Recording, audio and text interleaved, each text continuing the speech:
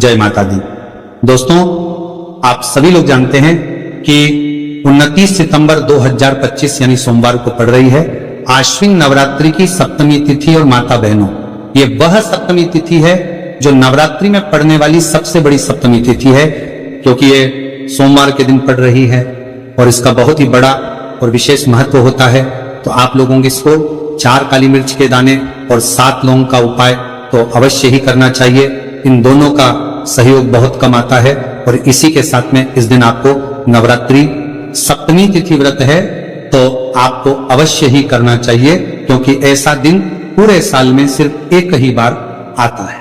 और दोस्तों, आप सभी लोग जानते हो कि नवरात्रि सप्तमी तिथि का अगर सबसे बड़ा कोई उपाय है तो वह 4 काली मिर्च के दाने और 7 लौंग वाला उपाय है। तो दोस्तों, इस नवरात्रि सप्तमी तिथि के दिन आप लोगों को इस 4 काली मिर्च के दाने और 7 लौंग वाला उपाय को जरूर करना है। बहुत सारे लोग होंगे जिन लोगों ने इस उपाय को ना किया हो, मतलब पूरा साल निकल गया, उन्होंने किसी भी दिन इस 4 काली मिर्च के दाने और 4 लौंग वाला उपाय को ना किया हो। पर दोस्तों, आपके पास एक आखिरी मौका बचा हुआ है, जो कि 29 सितंबर सोमवार नवरात्रि सप्तमी तिथि के दिन है। तो इस दिन आप लोगों को इस वाले उपाय को जरूर कर लेना है, भले ही आपने पूरे महीने भर इस उपाय को ना किया हो। पर अगर आपने इस आश्विन महीने की नवरात्रि की सप्तमी तिथि के दिन अगर इस वाले उपाय को कर लिया तो आपको इस उपाय को करने का वह फल मिलेगा जिसकी आपने कभी कल्पना भी नहीं करी होगी। इसीलिए आप लोग इस वाले उपाय को एक बार जरूर कर लेना है, ताकि आप लोगों के हाथों से यह मौका ना जा सके और आपको इस उपाय को करने का फल मिल सके, जिस उपाय को आज हम आपको बहुत अच्छे से समझाने वाले हैं। इस वीडियो को देखने के बाद इस उपाय को समझने के लिए आपको कोई और वीडियो को देखने की जरूरत नहीं पड़ेगी। तो चलिए दोस्तों, उपाय को शुरू करते हैं। देखिए, ये इस आश्विन महीने के नवरात्रि सप्तमी तिथि के दिन ये इतना खास होता है, इतना महत्वपूर्ण होता है। देखा गया है कभी कभी बड़े बड़े पूजा पाठ अनुष्ठान से जो मनोकामना पूर्ण नहीं प्रदत्त की होते, वह आश्विन महीने के नवरात्रि सप्तमी तिथि के दिन एक छोटे से उपाय करने से ही आपकी मनोकामना पूर्ण हो जाती है। और बहुत सारे लोगों ने इस उपाय को किया भी है और उनको इस उपाय को करने का फल भी जरूर मिला है। अगर आप लोग भी इस उपाय को करना चाहते हैं तो आप इस उपाय को पहले अच्छे से समझ लेना, सुन लेना, उसके बाद करना। आपको इस उपाय का फल जरूर मिलेगा और इस उपाय को कर लेने से आपके घर में चाहे किसी भी प्रकार की दुख और समस्या क्यों ना चल रही हो, आपको उसका कारण भी नहीं पता है कि भाई ये समस्या किस कारण से चल रही है। उसका कुछ भी कारण हो सकता है, जैसे पितृदोष हो सकता है या किसी भी तरह का मंगल दोष भी हो सकता है। तो इस दिन आप लोगों को ये वाला उपाय जरूर कर लेना है। ये एक ऐसा उपाय है जिस उपाय को अगर किसी विशेष दिन पर किया जाए तो भाई उस विशेष दिन का जो है वह तो हमें मिलता ही मिलता है, पर हमने उस दिन पर इस उपाय को किया है तो हमें उससे भी बड़ा फल मिलता है और फल बहुत जल्दी मिलता है, क्योंकि आप इस उपाय को बहुत ही बड़े और विशेष दिन पर कर रहे हो। तो चलिए अब उपाय के बारे में बात करते हैं, लेकिन उससे पहले आप लोगों को यह जानना आवश्यक है कि आखिर ये उपाय किस समय करना है, किसको करना है और कैसे करना है। तो चलिए हम आगे आपको वीडियो में एक एक करके बता देते हैं। लेकिन उससे पहले अगर आप लोग हमारे चैनल पर पहली बार आए हैं या फिर मेरी आवाज आज पहली बार सुन रहे हैं तो हमारे चैनल को सब्सक्राइब जरूर कर लेना और इस वीडियो को लाइक करके कमेंट बॉक्स में श्री शिवाय नमस्तुभ्यं के साथ जय मां जगदम्बा जरूर टाइप कर देना। तो दोस्तों, इस 4 काली मिर्च के दाने और 7 लौंग वाला उपाय को हमें इस नवरात्रि सोमवार सप्तमी तिथि के दिन कैसे करना है, किसको करना है, किस समय करना है और कहां पर करना है, ये सारे सवालों के जवाब आपको इस वीडियो में मिल जाएंगे। और जो ये वीडियो देखेगा भाई, उसको इस 4 काली मिर्च के दाने और 7 लौंग वाला चमत्कारी उपाय जरूर करना चाहिए, क्योंकि इस दिन एक काली मिर्च के दाने और एक लौंग का भी बहुत ही बड़ा और विशेष महत्व होता है। और जब बात आ जाए 4 काली मिर्च के दाने 7 लौंग वाला उपाय की, तो ये सोने पर सुहागा वाली बात हो जाती है और ये एक बहुत ही बड़ा उपाय हो जाता है इस नवरात्रि सप्तमी तिथि का। तो अब दोस्तों, इस 4 काली मिर्च के दाने और 7 लौंग वाला उपाय को आखिर करना किसको है, सबसे पहले हम लोग वह बात जान लेते हैं। तो देखो, बड़ी माताएं बहनें होती हैं, उन माता बहनों में से कोई भी एक बड़ी माता बहन इस वाले उपाय को कर सकती है। और दोस्तों, अगर आप चाहे तो अपने घर में से सभी सदस्यों को भी इस उपाय को करवा सकते हैं। अगर किसी व्यक्ति की खुद की कोई मनोकामना है, खुद की कोई दुख और परेशानी है जो कि वह अपने लिए ही करना चाहता है, इस वाले उपाय को तो वह खुद अपने लिए भी कर सकता है। बाकी अगर कोई घर में से ऐसा है जो कि अपने पूरे घर परिवार की सुख और शांति के लिए ये वाला उपाय करना चाहता है, तो भाई वह भी कर सकता है, उसमें भी कोई दिक्कत वाली बात नहीं है।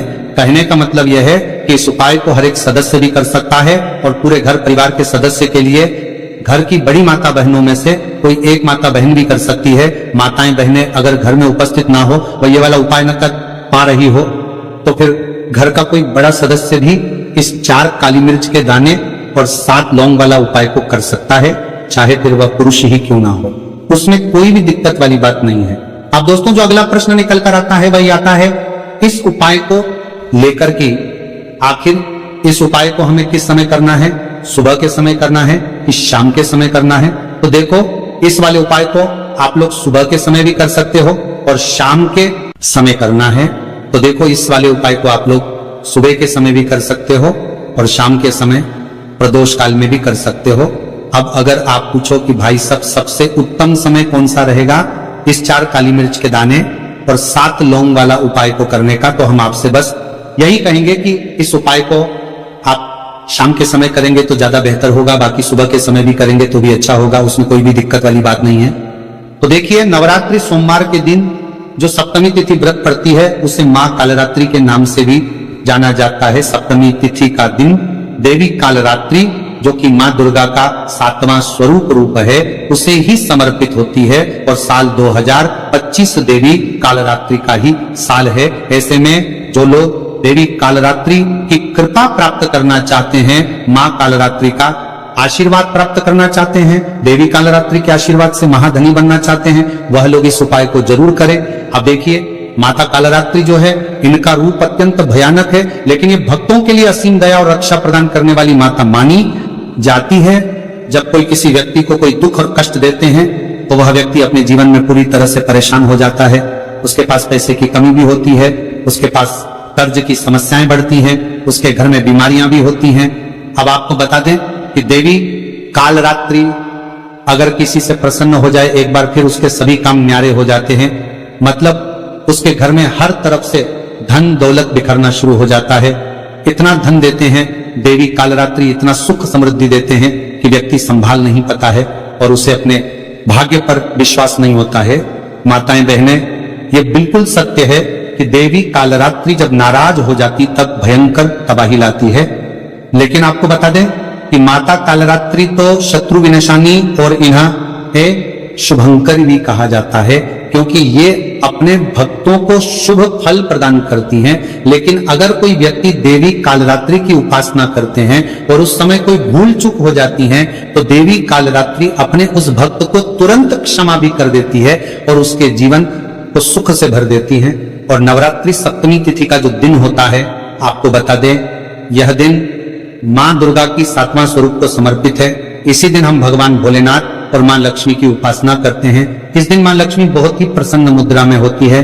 साथ ही साथ आपको बता दें कि इस दिन किए गए कुछ उपाय आपके जीवन में ऐसे ऐसे चमत्कार करते हैं जो बड़े बड़े उपाय नहीं कर पाते। बहुत सारी चीज जो काम नहीं कर पाती हैं, वह नवरात्रि सप्तमी तिथि के दिन किए गए उपाय कर देते हैं। तो देखिए, माता कालरात्रि ही हैं जो आपके कष्टों को जल्दी से जल्दी दूर करेंगे, क्योंकि जब भी हम उनसे क्षमा मांगते हैं, उनसे प्रार्थना करते हैं और उनसे जुड़े हुए उपाय करते हैं, तो देवी माता ना बहुत जल्दी अपने भक्तों को क्षमा करते हैं और उनके कष्टों को दूर कर देते हैं। तो बहुत ही अचूक उपाय है इस नवरात्रि सप्तमी तिथि दिन का। तो किस समय आपको यह उपाय करना है? तो देखिए, शाम के समय, किसी भी समय आप इस उपाय को कर लीजिए।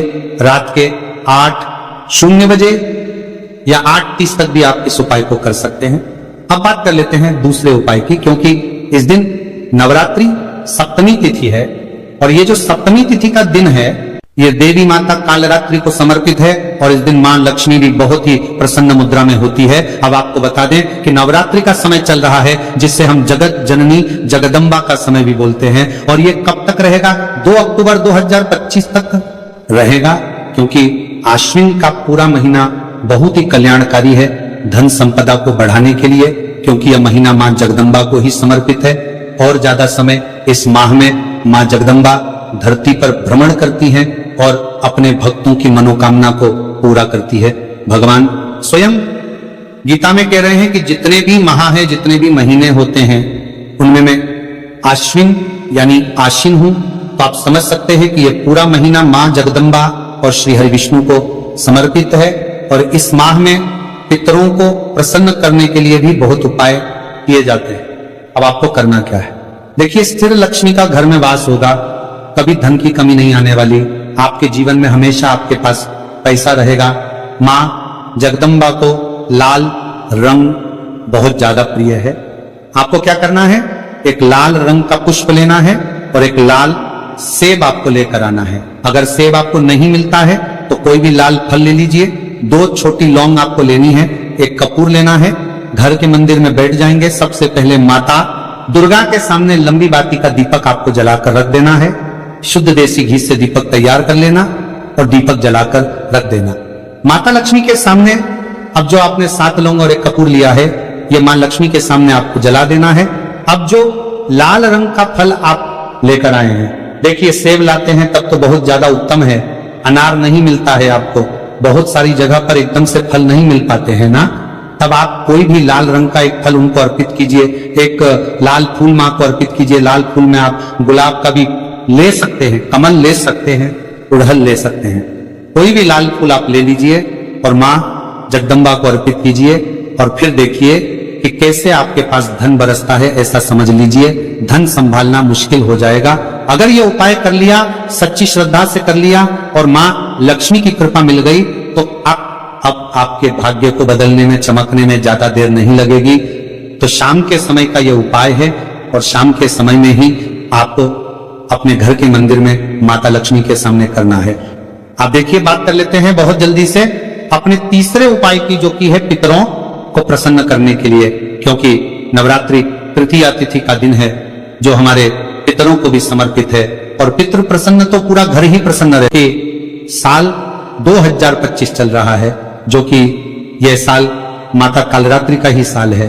और आप विश्वास मानिए, अगर 2025 में आपने सफलतापूर्वक सच्चे मन से माता कालरात्रि को प्रसन्न कर लिया, तो आने वाली आपकी जो 7 पीढ़ियां हैं ना, वह भी अपने जीवन में धन सुख समृद्धि देखेंगे। कभी भी लौटकर आपके घर में निर्धनता नहीं आएगी। कहते ना कि पीढ़ियां भी धनवान बन रही है इन लोगों की। तो पीढ़ी दर पीढ़ी जो धन बढ़ता है, वह ऐसे ही लोगों के घर में बढ़ता है जो नवरात्रि सप्तमी तिथि के दिन देवी कालरात्रि को प्रसन्न कर लेते, अपने पितरों को प्रसन्न कर लेते, मां लक्ष्मी को प्रसन्न कर लेते, श्री हरि विष्णु को प्रसन्न कर लेते। साथ ही साथ घर में अगर वास्तु दोष होना, तब भी धन की समस्याएं जो हैं वह उत्पन्न हो जाती हैं। और ये जो उपाय हम आपके लिए लेकर आए हैं, ये उपाय आपके घर से वास्तु दोष, नजर दोष को भी दूर करेगा। और माता कालरात्रि की तो कृपा आपको मिलेगी ही मिलेगी। तो बात कर लेता ये है कौन सा उपाय है और किस तरह से आपको इसे करना है। तो देखिए, सबसे पहले काली मिर्च यहां पर आपको लेनी है। कितने दाने? 4 दाने लेने हैं। बिल्कुल भी टूटे हुए ना हो, खंडित ना हो, साबुत से दाने आपको लेने हैं। एक लेना है कपूर, बहुत ही छोटा सा कपूर का टुकड़ा या कपूर की टिकिया। अगर बड़ा कपूर है तो उसमें से तोड़कर निकाल ले। और 7 लौंग लेना है। मिट्टी का दीपक आपको यहाँ लेना और कोई भी बर्तन या कटोरी लेना है, बस पूजा का बर्तन होना चाहिए, ठीक है ना। अब उसके अंदर 4 काली मिर्च के दाने रखनी है, 7 लौंग रखना है और एक कपूर रखना है। और आपको अपने घर में किसी भी जगह पर, किसी भी कमरे में इसे जला देना है। जलाने से पहले आपको एक मंत्र बोलना है, ऐ ह्रीं क्लीं चामुंडायै नमः। और अगर आपको ये मंत्र ध्यान है तब तो आप ऐसे ही बोल लेंगे।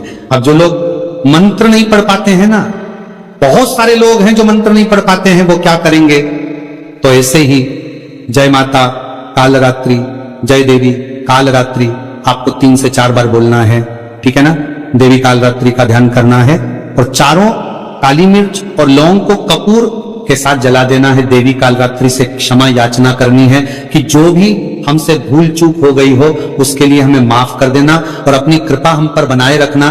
तो देखिए, माता कालरात्रि का हमेशा जब भी आप उनका कोई उपाय करते हैं, आपको हमेशा ही उनसे क्षमा याचना जरूर करनी होती है, क्योंकि हमसे भूल चूक जो भी हो जाती है जाने अनजाने में, उसके लिए हमें हमेशा माता से क्षमा मांगनी चाहिए।